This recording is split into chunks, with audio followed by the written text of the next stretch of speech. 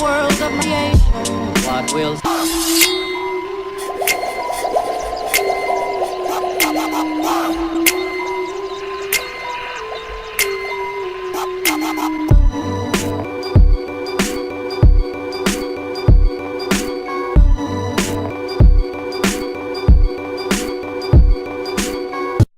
What's going on, YouTube? It's your champion, always the legend, Swerve Knightz CNT. Today I'm with my teammate, Mr. Alvarado, aka Shy Guy. We're gonna sit here. I'm sorry. We're gonna discuss this Burning Abyss deck right quick. So what made you decide to sit there and play the Burning Abyss deck? Well, at first I was with Yang Zings, but that deck wasn't really much of my style. So Yeah, that's basically I was like, out of the three meta decks, which was Burning Abyss, Star Knights, and Shadows, I was like, Burning Abyss sounds pretty good, so why not try it? And what a great choice, what a great choice. And look, I picked up my Dantes for cheap. Yeah. For the Skyward. Amen to that. Alright, so we're gonna get started with the deck. Let's get started with the monsters. Alright. I do triple Scar, triple Graph, triple Sir, of course triple Tour Guide, double Mathematician, double Vader, and double Dragon. Get it. Anyway, for those that will be probably asking at home, why the double Mathematician? Is that the correct number you're supposed to play with? It's usually Burning Abyss? It's usually 3, but I don't really like 3 because it sometimes gets cloggy. Copy. Alright then, so on with the spells. Well, there's still 3 monsters left for 14. Because you said that was it. Oh yeah, we forgot. Yeah. The best monsters in the deck, go ahead. Oh god, this is Kyo speaking, but Yes. the Monarch Engine, the One Rise Up. You see that? Do you see that? Hold on. Let me just zoom in and all that greatness. Hold on, let me just zoom out. Oh, that is OT rare, boy. That is OT rare. Man, listen, y'all lucky I'm a Monarch fan, but let me just back up. All right, go ahead, continue. Yeah, and then I've been discussing this with Kyo about maining this, and actually helped a lot. The main deck Mobius. Oh yeah, that's right. That catches a lot of people off guard. Main deck. Yeah, and one BLS.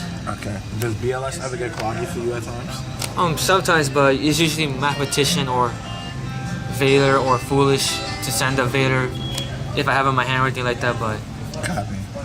that usually barely happens. But anyway, with the spells, I do double rank up. Later on, I'm thinking about going to 1. Not sure yet. Okay.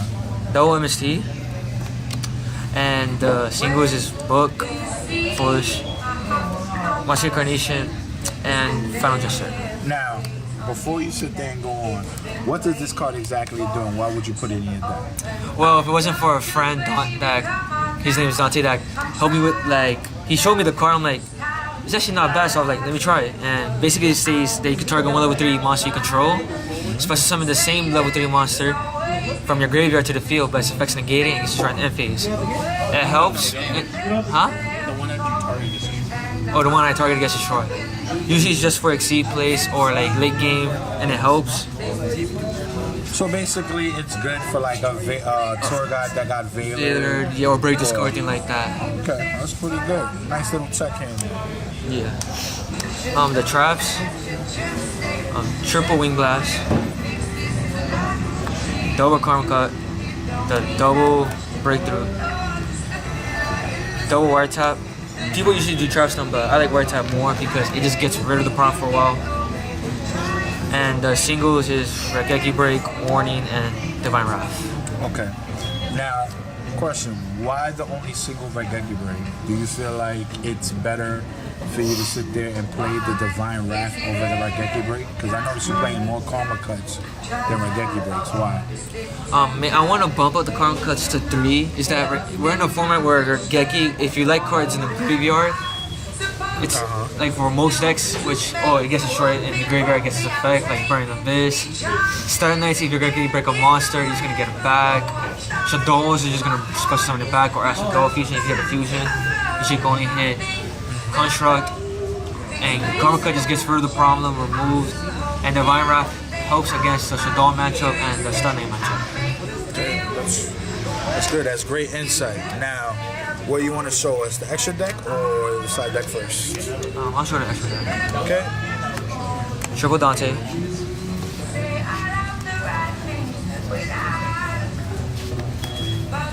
Double Alucard. One Set Tempo. One Zemi's. Look equip Engineer. I want to get rid of him for a Nightmare Shark, but it's hard to find one now. Seguro, Nightmare Shark, and that's all. So you would want to play double Nightmare Shark? Yeah. Downer Magician. I want to run a second one, which I'll explain which will be the other one I'll get rid of. And the 5s are 2 Pleiades, the 1 Bram, and Tyrus, which I'll get rid of if I do the Nightmare Shark. This will be the Downer Magician. Okay. And 1 M7. Right. Now, let's go with the side deck. The side deck I'm still working on, but it's what I have so far, but I'll change it up in the future. Yeah, you've been winning, so that's all that counts. Yeah. Double Chain for the mirror match and some Shadows. Double Iron Wall for removal play decks. 2 Pulling the Rug. It helps against the mirror and Star Knightz. Double Fairy Wind. Too good, too good. Helps against time and just cards in general. The extra space and back to square 1. Double Storm Force.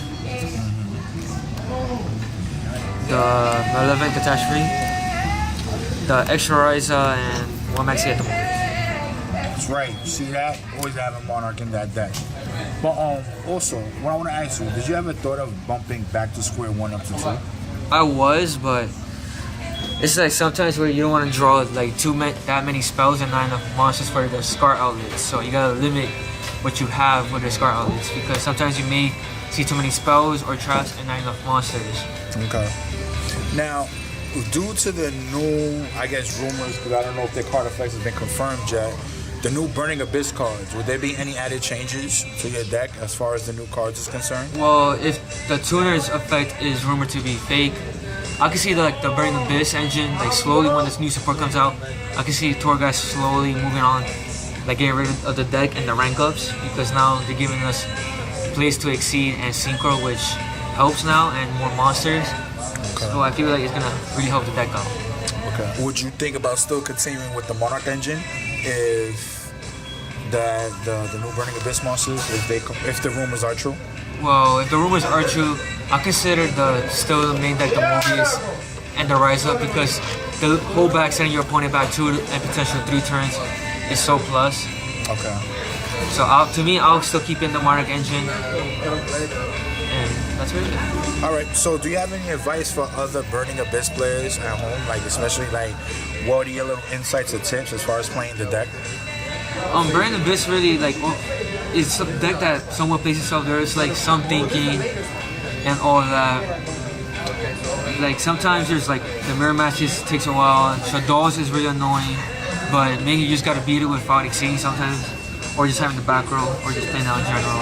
Okay. And Star Knightz, you always want to go maybe still with the Downer to protect the Dante from being bounced back by Castell or anything like that. Okay. All right then. Well, Mr. Shy Guy, thank you very much for everything. As always, y'all, this is always the legend, Swerve. You already know, baby.